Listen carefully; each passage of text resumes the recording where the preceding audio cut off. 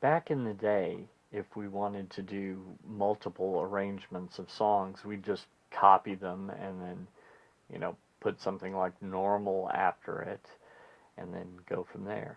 But because starting in, I think, ProPresenter 5, we had the arrangements ability, we can now do it much more easily. Now, the first thing to always remember with arrangements is these are pointers. So if you change something in chorus 1, it will change every time you have chorus 1. So it's not a copy of chorus 1, it is a pointer back to the original, kind of like a variable in math. So I have gone ahead before I started and I created two arrangements. I have the short arrangement and the long arrangement. Having clicked this add new arrangement and then tweak them. These aren't exactly what I would do in church. This is just for an example. So you'll see that in this one it's got all this stuff. The master even has this one. So the master arrangement has other stuff in it, but just to show the difference, I took that out of the long one, and I also have a short one. So if we click here, we'll see that the short one only has verse group, verse 2, chorus 1, chorus 2, whereas the long one has all the rest of this stuff. And these are back to back in the same playlist.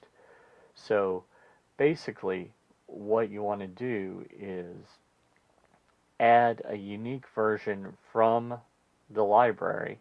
So I did a search up here for Immortal, and that brought up Immortal, Invisible, and some other stuff that had the word Immortal in it.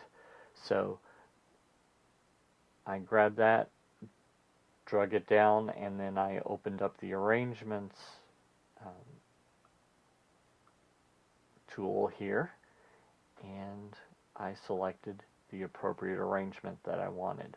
So the times that you would probably use this is, let's say at the beginning of service you played the entire song, and then at the end you have an abbreviated version. That's a great way to do it. So if I click on that one, you'll even see that it changes up here. Let me minimize that.